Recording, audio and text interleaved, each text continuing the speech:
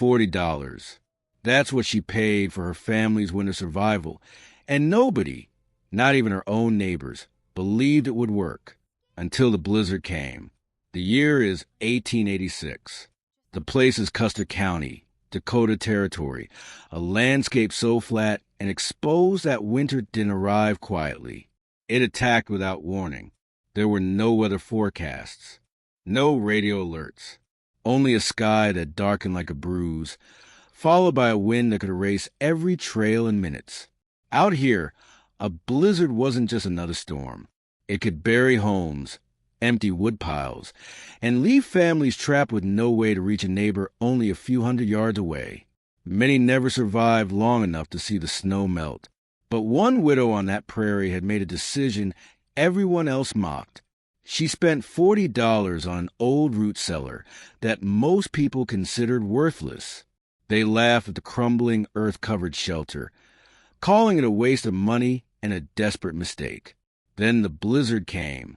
As the temperature plunged toward 34 below and the prairie disappeared beneath drifting snow, the place everyone had ridiculed became the only shelter people could still reach. Because a storm can't tear apart what the earth is already protecting. And before that blizzard was over, she wouldn't be the only one sheltering inside.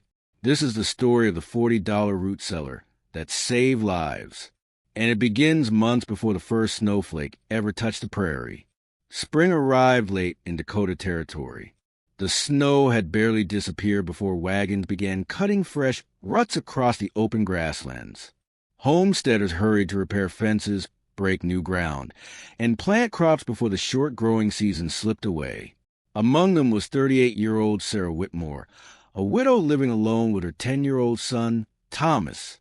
2 winters earlier, her husband, Jacob, had died after pneumonia settled into his lungs during a week-long cold spell. By the time a doctor arrived from Rapid City, there was nothing left to do except keep the fire burning and hope. Hope wasn't enough. Since then, Sarah had learned something every frontier widow eventually discovered. Nobody was coming to save you. If your roof leaked, you fixed it. If your horse went lame, you managed without it. If winter arrived early, you either prepared months ahead, or became another story neighbors whispered about the following spring. Her cabin stood on 160 acres of government homestead land. Calling it a farm would have been generous. The fields produced enough corn and potatoes to survive most years. A small vegetable garden sat beside the cabin. 2 milk cows grazed behind a rough cottonwood fence. A dozen chickens wandered wherever they pleased. It wasn't much, but it was theirs. Every nail driven into the cabin had been hammered by Jacob's hands. Every fence post carried the marks of years of work. Sarah intended to keep it that way. Still, one problem refused to leave her mind. Food. Every autumn, families harvested far more vegetables than they could eat before winter arrived. Potatoes, turnips, carrots, onions, cabbages. Without refrigeration, those crops spoiled unless stored somewhere cold enough to slow decay, but warm enough to keep them from freezing solid. Most families dug shallow pits or stacked vegetables beneath the cabin. Some built rough wooden sheds packed with straw. Others simply prayed the winter stayed mild. Sarah had watched every one of those methods fail. Potatoes froze. Carrots rotted. Cabbages turned black before Christmas. By February, families were surviving almost entirely on salt pork, beans, and coarse flour. Fresh food disappeared. Scurvy followed. Children grew week-long before spring. She had buried too many neighbors to believe luck was a survival plan. One afternoon, while hauling seed grain into town, Sarah noticed something unusual near the abandoned Larson homestead. The farmhouse had collapsed years earlier. Only its stone chimney still stood against the prairie wind. Most travelers ignored the place. Sarah didn't. Near the remains of the house was a weathered wooden door set into a grassy hillside, almost invisible. Curiosity drew her closer. She brushed away weeds growing across the entrance. The hinges groaned as she pulled. Cool air drifted upward. Not cold, not damp, just steady. Stone walls disappeared into darkness below. A narrow staircase led underground. She lit a lantern. The cellar was larger than she expected. Fieldstone walls nearly 2 feet thick. Heavy timber beams still supporting the roof. Shelves carved directly into the earth. Despite years of neglect, everything remained remarkably solid. The air inside barely changed from one corner to another. She stepped back into the afternoon sun. The difference startled her. Outside, the prairie wind whipped dust across the fields. Inside, silence. The earth itself muffled the world. Sarah stood there longer than she intended. She wasn't thinking about potatoes anymore. She was thinking about winter, about nights when the cabin walls rattled under 60-mile-an-hour winds, about fires that struggled to keep a single room warm, about waking every few hours just to feed another log into the stove. Most of all, she remembered Jacob's final winter. She remembered how helpless she'd felt listening to the storm outside while the temperature inside the cabin kept falling. No amount of firewood had seemed enough. For the first time since his death, an idea began taking shape. She asked around town the following week. The Larson property had changed hands after the family moved east. Nobody wanted the crumbling cellar. The new owner planned to clear the land anyway. Sarah made an offer. $40. Nearly every dollar she had managed to save over 2 years. The owner accepted immediately. Some people thought she'd found a bargain. Most thought she'd lost her senses. She signed the papers anyway.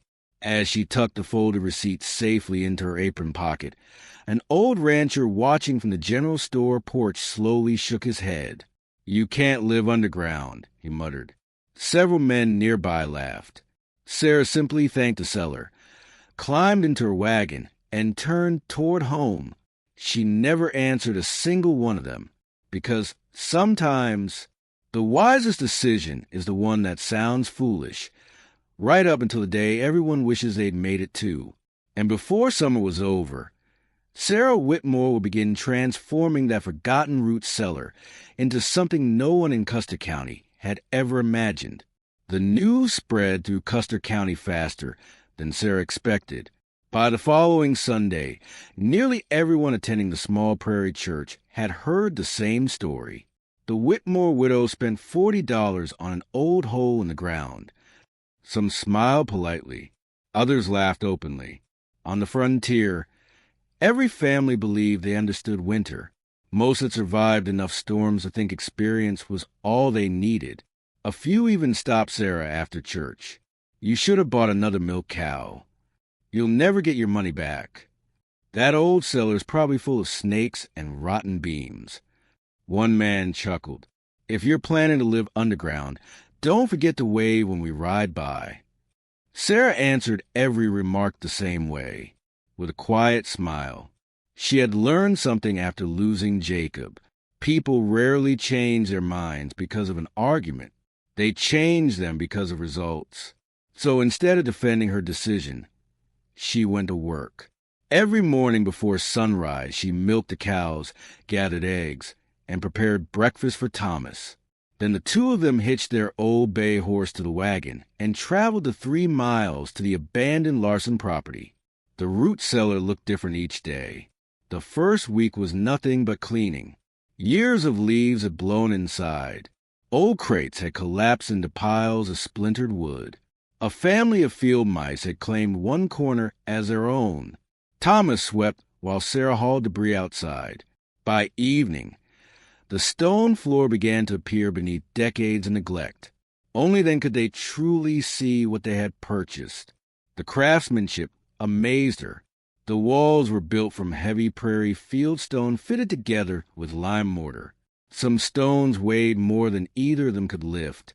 The ceiling rested beneath massive cottonwood beams that, despite years underground, remained surprisingly solid. Above them lay nearly 3 feet of packed earth. Sarah tapped one of the beams with the handle of her hammer. It answered with a deep, Solid sound. The old cellar wasn't falling apart. It had simply been forgotten. She smiled to herself. The earth had protected it all these years. Now, perhaps it could protect someone again. During the second week, Sarah turned her attention to the entrance. The original wooden door had warped badly. Cold air would pour through every crack once winter arrived. She removed the old hinges, measured each board carefully, and built a new door from thick oak planks purchased at the lumber mill. Instead of one layer, she built two. Between them, she packed dry straw before sealing the boards together. Thomas watched with curiosity. Will straw really keep the cold out? Sarah nodded. It slows the cold down. Jacob had once explained insulation to her using nothing more than a wool blanket. The thicker the barrier, the longer warmth stayed where it belonged. The same idea worked for houses, and perhaps for root cellars. When the door finally swung into place, it closed with a satisfying thud. Almost no light slipped through its edges. That mattered, because where light entered, wind usually followed. The shelves came next. Rather than rebuilding the old narrow ones, Sarah designed something larger. She cut sturdy pine boards into long sections supported by thick wooden braces anchored directly into the stone walls.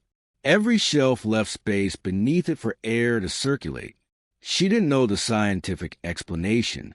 She simply remembered something her grandmother used to say: food lasts longer when it can breathe.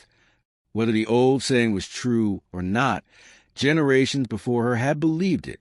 That was reason enough. By midsummer, the shelves stretched along nearly every wall. Thomas stepped inside one afternoon and whistled. It looks bigger now. Sarah laughed. No, it just finally has a purpose. Summer on the prairie rarely stayed gentle for long.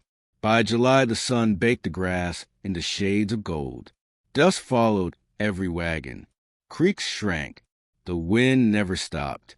Even while working underground, Sarah noticed a difference.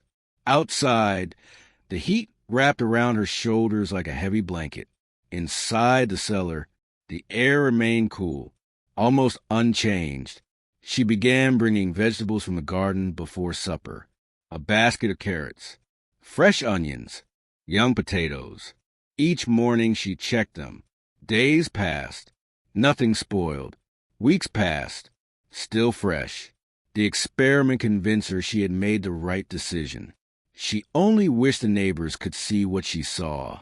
Instead, they continued laughing. One afternoon, while buying nails in town, Sarah overheard two ranchers talking near the general store. That widow's fixing up her underground cave. I heard she's planning to hide from winter. The other man laughed. Winter doesn't care where you hide. Several others joined in. Sarah paid for her nails without saying a word. As she climbed back into the wagon, old Mr. Ellison, the blacksmith who had lived on the prairie longer than almost anyone, called after her. Mind if I ask you something? She stopped. Why spend so much effort on that cellar? Sarah looked toward the endless prairie stretching beyond town. Because the wind has never beaten the ground. The old blacksmith stared at her for a moment. Then he nodded slowly. I believe your husband would have liked that answer. It was the only kind word anyone offered her that entire month. By early September, the harvest began. Long days turned into longer evenings. Sarah and Thomas gathered potatoes until their backs ached. Bushels of carrots followed. Turnips, beets, cabbages, barrels of apples traded from a family farther east. Each crop disappeared underground into the cool darkness of the cellar. Everything had its place. Potatoes in wooden bins, carrots packed in clean sand, onions hanging from braided ropes, apples stored separately so they wouldn't spoil the vegetables nearby. Every shelf filled a little more each week. Thomas looked around one evening with wide eyes. It could feed us all winter. Sarah smiled. If we're careful, then she added quietly, perhaps even longer. Neither of them realized just how important those words would become, because while they worked below the earth, the sky above the prairie was beginning to change. Old ranchers noticed the geese leaving earlier than usual. The prairie chickens disappeared into heavier cover. Even the cattle seemed restless. The signs were subtle, easy to ignore. But nature had already begun preparing for something far worse than an ordinary Dakota winter. And before the first snowfall arrived, Sarah Whitmore would discover that a full root cellar alone wasn't enough. The storm coming toward Custer County would demand far more than food. By the middle of October, the prairie no longer looked like summer. The endless fields of golden grass had faded to dull brown. Morning frost clung to every fence rail. The ponds along the low ground froze around their edges before sunrise, then softened again beneath the afternoon sun. Most people saw it as the normal change of seasons. Sarah watched more carefully. She noticed the geese. They flew south in long, restless lines weeks earlier than usual. The meadowlarks had nearly disappeared. Even the coyotes seemed quieter, moving to the grass before sunset instead of after dark. Old Jacob used to say the prairie spoke long before storm. You only had to learn its language. One evening, while repairing a broken wagon wheel, Thomas looked toward the western horizon. The sky looked strange. Sarah followed his eyes. The sunset carried an unusual copper color, fading into a heavy gray band stretching across the north. She had seen that color once before, 2 winters earlier, the winter Jacob never survived. Without saying another word, she picked up her tools. We're finished for today. But the wheel, it can wait. Winter rarely did. The next morning began with another trip to the root cellar. Although the shelves were already full, Sarah wasn't satisfied. She walked through every corner, carrying a lantern. Her footsteps echoed softly against the stone walls. She examined each beam, each shelf, every crack around the doorway. She paused beside the heavy oak door and ran her fingers along its edges. No draft.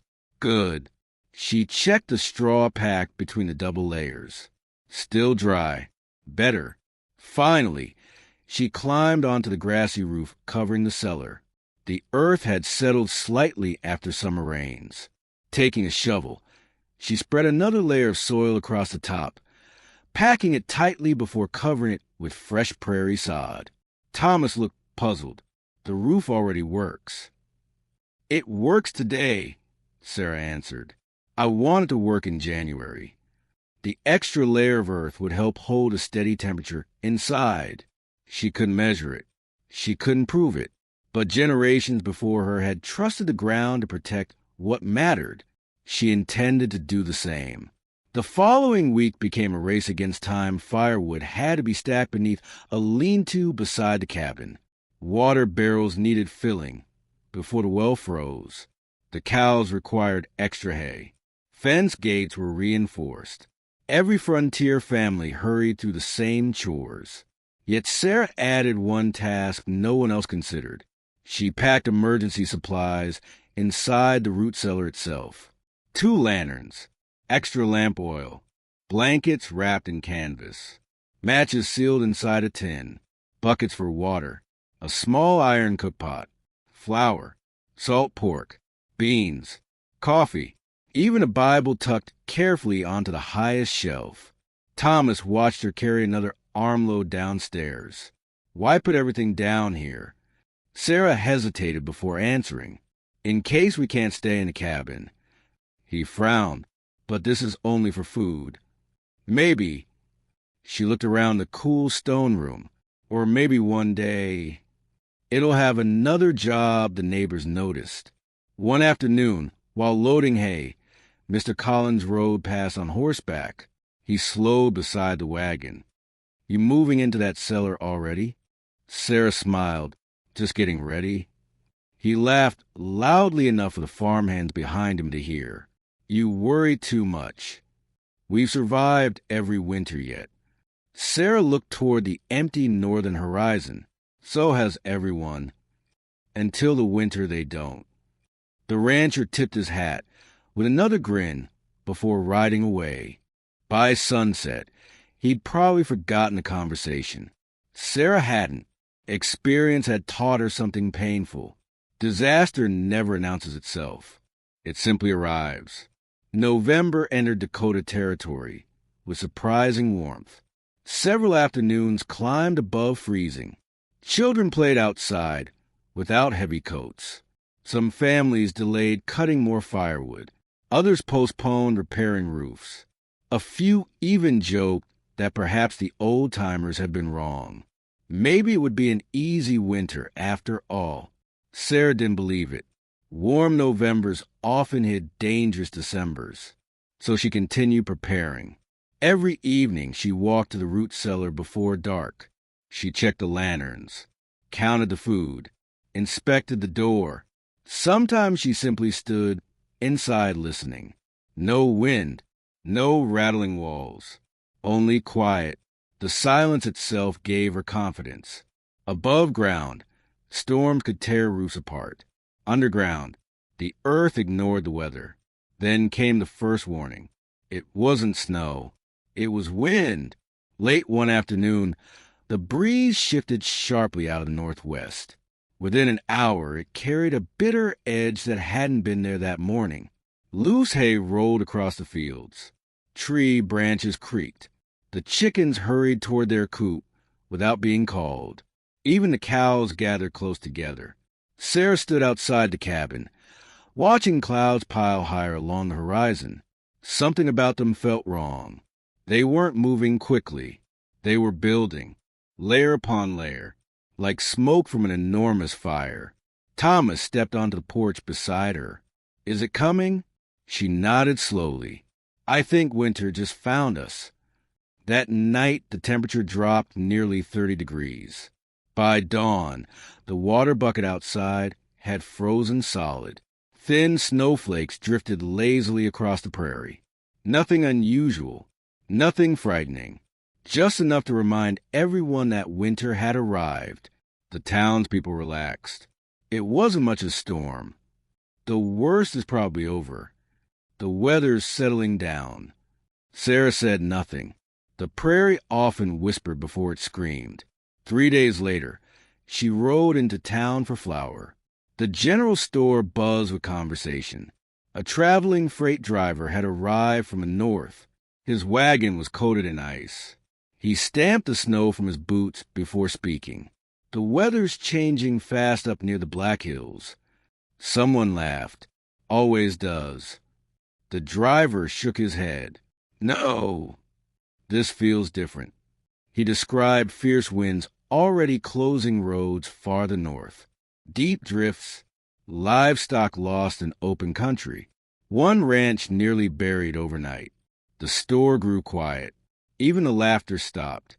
As Sarah loaded her flour into the wagon, she noticed old Mr. Ellison standing by the doorway. He wasn't looking at the people. He was looking at the sky. After a long silence, he spoke softly. "I've lived here 35 years. I don't like that color." Sarah followed his gaze. The northern horizon had turned the pale gray-white old settlers feared most. A sky without shadows, without depth, a sky that promised snow before sunset. She climbed into the wagon immediately. There would be time for shopping another day. Right now, she wanted to be home, because somewhere beyond that frozen horizon, carried on a wind that grew colder with every passing mile, the storm that would be remembered for generations had already begun its march toward Custer County. And before another sunrise, every joke about the $40 root cellar would be swallowed by the sound of the wind. The storm arrived before dawn. Sarah woke not because of the cold, but because of the silence. For a brief moment, everything outside seemed unnaturally still. Then it came. A blast of wind slammed into the cabin with such force that the entire house shuddered. The windows rattled violently. The stovepipe groaned. Loose snow exploded against the walls like handfuls of sand thrown into the darkness. Thomas sat upright in bed. What was that? Sarah was already pulling on her boots. The storm. She opened the cabin door only a few inches. The wind ripped it from her hands. Snow burst inside, scattering ashes from the fireplace across the floor. She forced the door shut again with both hands. Outside, the world had vanished. There was no road, no fence, no barn, only a wall of white moving sideways through the darkness. By sunrise, visibility had dropped to only a few feet. The prairie no longer existed. It had become a sea of blowing snow. Inside the cabin, the fire burned as hard as it could. It wasn't enough. Cold air slipped through every crack in the log walls. The windows gathered thick layers of frost. Even standing beside the stove, Sarah could feel winter creeping into the room. She fed another log into the fire. The flames roared. Minutes later, the warmth disappeared into the screaming wind outside. Thomas wrapped himself in another blanket. It keeps getting colder. Sarah didn't answer. She already knew. The thermometer hanging beside the window had fallen below zero before breakfast. By midday, it continued dropping. The wind made it worse. Every gust stole more heat from the cabin than the stove could replace. She looked toward the floorboards, then toward the cellar key hanging beside the door. For months she had prepared for this possibility. She had prayed she would never need it. Now, there was no reason to wait. We're moving. Thomas blinked. Where? The root cellar. Reaching it would be dangerous. The cellar stood nearly 60 yards from the cabin. On an ordinary day, the walk took less than a minute. Today, it felt like crossing another world. Sarah tied a thick rope around the porch post. The other end she fastened around her waist. If the wind erased every landmark, the rope would lead them back, or at least keep them from disappearing forever into the white darkness. She wrapped another rope around Thomas. Stay behind me. No matter what happens, don't let go. The moment they stepped outside, the wind stole their breath. Snow struck their faces like handfuls of tiny stones. The rope stretched tight almost immediately. Sarah leaned forward with all her weight. Each step disappeared beneath drifting snow. Within seconds, the cabin behind them faded from sight. Thomas stumbled. She reached back without turning. Keep moving. The wind swallowed every other sound. Halfway there, the snow reached their knees, then their thighs. The drifts changed shape with every gust. Nothing stayed where it had been only moments before. Sarah counted each step. 43, 44, 45. She knew exactly where the cellar entrance should be, but she couldn't see it. Panic threatened to take hold. Had they drifted too far left, too far right? Then her boot struck solid wood. The door. She dropped to her knees and clawed away the snow packed against it. The heavy oak handle finally appeared beneath her gloves. With all her strength, she pulled. The door resisted, frozen. Another pull. The seal broke with a deep cracking sound. Warm, not hot, but steady, air drifted upward from below. They hurried inside. Sarah slammed the door shut behind them. Instantly, the roar of the blizzard faded. Not completely, but enough that they could finally hear themselves breathe. The lantern cast a warm circle across the stone walls. Thomas slowly removed his gloves. I can feel my fingers. Sarah smiled for the first time that day. So can I. The difference amazed them both. Above ground, the storm screamed without mercy. Below ground, the air hardly seemed to notice. The vegetables remained stacked neatly on their shelves. The lantern flame burned steadily. Nothing rattled. Nothing shook. The earth absorbed the violence overhead as though winter itself had become someone else's problem. Sarah lit the small iron stove she placed inside weeks earlier. It required only a few pieces of dry wood to make the room comfortable.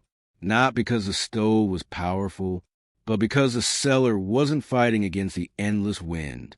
Heat stayed where it belonged, exactly as she'd hoped. For several hours, mother and son waited quietly. They read passages from the Bible, shared bread and warm coffee, listened. Sometimes the wind howled so loudly above them that loose dirt drifted gently from the ceiling beams. Yet the walls never moved, not even once. Then came another sound, 3 sharp knocks. Sarah froze. Thomas looked toward the door. "Did you hear that?" She nodded. A moment later, 3 more knocks. Fainter this time. Impossible. No one would be outside in weather like this. Unless someone had tried. Sarah grabbed a lantern and climbed the steps. Carefully she opened the door only a few inches. Snow poured inside. Through the swirling white she saw a figure collapse against the entrance. Mr. Collins, the same rancher who had laughed at her all summer. His beard was covered in ice. His eyelashes were frozen together.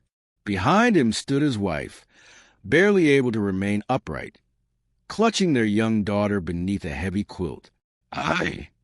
He struggled to speak. "Our house. The roof. It's gone." For a long second, neither of them said another word. Months earlier, he had mocked her decision. Now, he couldn't even meet her eyes. Sarah stepped aside. "Come in." No lecture, no anger, no satisfaction, only 2 words. Inside, Mrs. Collins began to cry as warmth slowly returned to her hands. Their little girl fell asleep almost immediately beside the shelves of potatoes. Mr. Collins stared silently around the room. The thick stone walls, the packed earth ceiling, the steady lantern light. Finally, he whispered the words Sarah never expected to hear. "You were right." She shook her head gently. "This isn't about being right. It's about staying alive." Outside, the blizzard continued to bury the prairie. But before nightfall, more desperate knocks would echo against the door of the $40 root cellar. The knocking didn't stop. For nearly an hour, every sound at the cellar door carried the same message. Someone else had survived long enough to find it. Sarah opened the door only when she heard voices through the wind. Each time, snow rushed down the steps before the heavy oak door slammed shut again. The first to arrive after the Collins family was old Mr. Ellison, the blacksmith. His thick wool coat was frozen solid. His beard glittered with ice. He leaned heavily on a walking stick that had nearly snapped while fighting the drifts. "I almost turned back," he admitted between slow breaths. "I couldn't see 10 feet in front of me." Sarah guided him to a chair near the small stove. Without a word, Thomas handed him a steaming tin cup of coffee. The old man wrapped both hands around it. "I've never been happier to be underground." Before the warmth had fully returned to his face, another knock echoed through the stone passage. Then another, and another. By nightfall, the little root cellar held far more people than Sarah had ever imagined. A young couple carrying an infant wrapped in quilts. 2 brothers whose wagon had overturned in the storm. An elderly widow from the neighboring farm who had become trapped while trying to reach her woodshed. 1 frightened teenage farmhand who had spent nearly an hour wandering through the white darkness before stumbling into the fence that marked Sarah's property. Every newcomer carried the same expression: exhaustion, fear, and disbelief, not because the storm was so terrible, but because this humble underground cellar was still standing while the prairie above seemed to be falling apart. The shelves that Sarah had filled with potatoes, carrots, onions, and jars of preserved vegetables now served a purpose far greater than feeding her own family. She sliced bread into thinner pieces, shared beans from carefully stored sacks, poured coffee into every cup she could find. Nobody received a feast. Everyone received enough. And on the frontier, enough was sometimes the greatest gift a person could offer. The children settled first. The steady temperature inside the cellar relaxed them in a way no cabin had during the storm. Several fell asleep with their heads resting against sacks of potatoes. One little boy, no older than 6, looked up at Sarah and whispered, "Is the wind still out there?" She smiled softly. "It is. It just can't reach us down here." The boy nodded, closed his eyes, and drifted to sleep. For a few precious hours, the storm belonged to the world above, not to them. The blizzard raged through the night. Each time someone opened the door to listen, the wind answered with the same terrible roar. Snow continued piling higher against the entrance. The temperature remained far below 0. Some feared the storm would never end, so they waited. They talked quietly. Old stories passed from one family to another. The blacksmith recalled the winter of 1873. Another rancher spoke about driving cattle across the plains before railroads reached the territory. Even Mr. Collins, who had mocked Sarah all summer, finally broke the silence. "I owe you an apology." The Cellar grew quiet. He looked directly at Sarah. "I laughed at you. I told people you had wasted your money.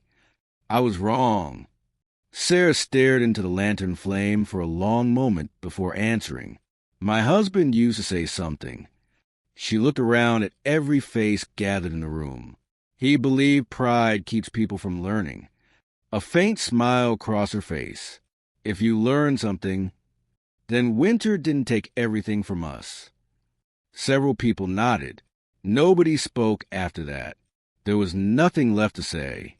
The storm itself had already settled the argument. Sometime during the second morning, the wind began to weaken, not all at once, just enough that the howling above became less constant. By afternoon, silence slowly returned. Sarah climbed the steps carefully. The heavy door resisted. Snow had drifted nearly halfway over it. Together, Mr. Collins and Mr. Ellison pushed until the entrance finally opened. Bright sunlight poured inside. Everyone shielded their eyes. The prairie looked unfamiliar. Fences had vanished beneath enormous drifts.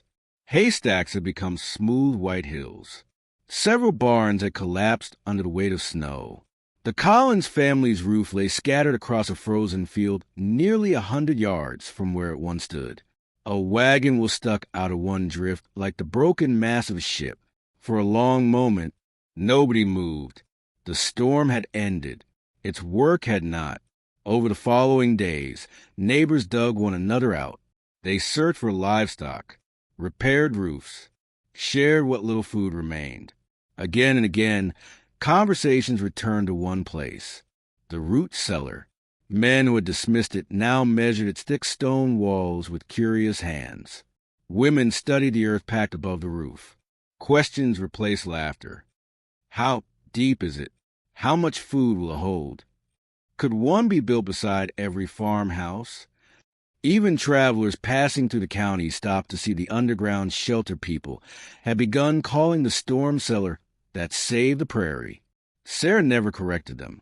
She simply showed them the heavy door, the stone walls, the shelves. Nothing about it seemed remarkable anymore, except perhaps one thing. Someone had believed in it before anyone else did. Years later, children who survived that terrible blizzard would tell the story to their own families. Not about the storm itself. Storms eventually fade into memory. What people remembered was the woman who refused to prepare for an average winter. She prepared for the worst one. While others trusted hope, she trusted hard work. While others laughed, she kept digging, repairing, and storing.